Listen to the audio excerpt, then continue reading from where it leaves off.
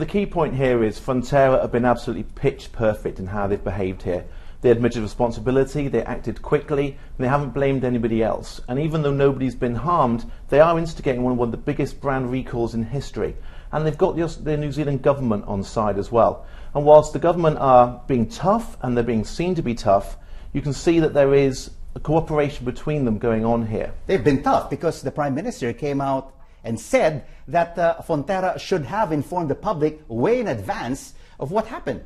Of course, but the government can't be seen to be having their strings pulled by the big brands. Fonterra is hugely important to New Zealand, but the government has to be able to keep its objectivity and be seen as being above these kind of businesses. And it seems they're saying the right thing to the media. The trade minister who I spoke with earlier said China was right in halting imports. Absolutely. They didn't make the classic mistake and blame the customer. Think about Apple, think about Firestone. They turned it around and tried to say the customer was overreacting or using the product wrongly.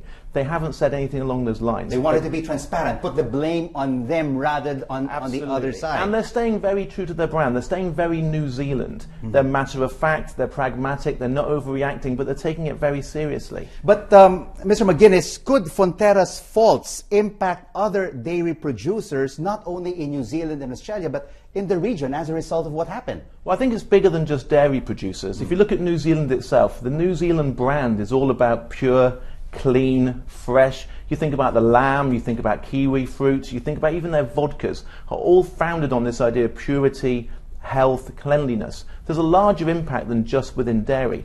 But also, I think there's a bigger impact on the global brands generally. One of the reasons that markets like China, Indonesia, India, why consumers will pay extra, often 50, 100% more. They will pay the premium. They will pay the premium rather than buying the local product. Absolutely, because the trust is there for the big global brands that might not be there for the smaller local. If you take away that trust, if you take away that reassurance of safety and scientific proof, what's there behind it? Why pay more than the local brand?